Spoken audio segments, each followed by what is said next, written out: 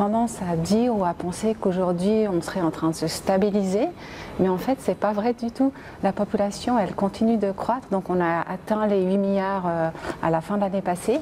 Et la croissance, elle va continuer encore pendant quelques décennies. La stabilisation ne devrait intervenir que vers la fin du siècle. Donc on est aux prémices de cette évolution, de cette stabilisation. Et c'est vrai qu'aujourd'hui déjà, on voit que les taux de fécondité au niveau mondial restent assez bas. Mais il y a ce phénomène du momentum démographique qui fait qu'on va continuer à croître très vite en fait. Et à ajouter encore 2 milliards.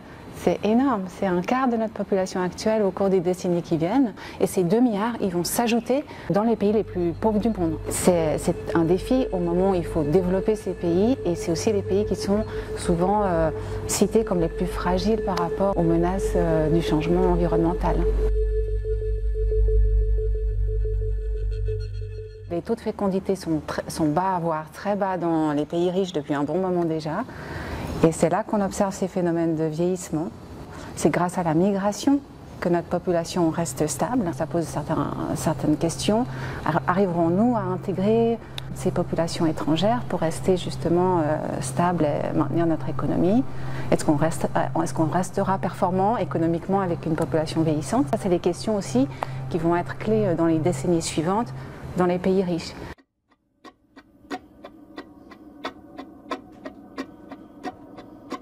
Il y a effectivement des minorités qui sont très conscientes et qui n'ont plus envie de s'engager dans un projet d'enfant, mais quand on creuse et qu'on mène des études avec eux, on se rend compte qu'il y a beaucoup d'autres raisons qui font que c'est en fait peut-être le groupe qui de toute manière ne voulait pas avoir d'enfants qui ajoute une raison de plus. Et ce qu'on observe aussi, c'est qu'aujourd'hui les jeunes couples parlent de ce futur environnemental. Ça fait partie des discussions entre monsieur et madame quand ils se posent la question de l'enfant.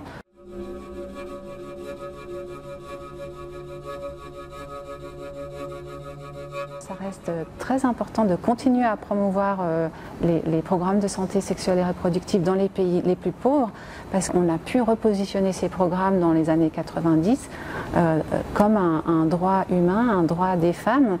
Et c'est clair que de pouvoir espacer ses naissances, éviter une grossesse qu'on est à l'école, en fait, ce sont des éléments clés pour la promotion du droit des femmes dans ces pays. Alors aujourd'hui justement, les contrastes nord-sud sont extrêmement intéressants et en fait paradoxaux, puisqu'ici au nord, quand on pense à la contraception, on se pose la question de l'imposition de la contraception sur le corps des femmes, de la médicalisation de cette pratique. Et les hommes, que font-ils? On voit pratiquement la contraception médicale comme un facteur d'inégalité de genre 1 de plus. Quelle contraception exactement? Ça, c'est un peu des réflexions de pays riches, mais dans les pays du Sud, où peut-être les hommes ne sont pas très chauds pour avoir moins d'enfants et laisser leurs femmes finir leurs études ou repartir sur le marché du travail, les femmes ont intérêt à s'approprier cette pratique.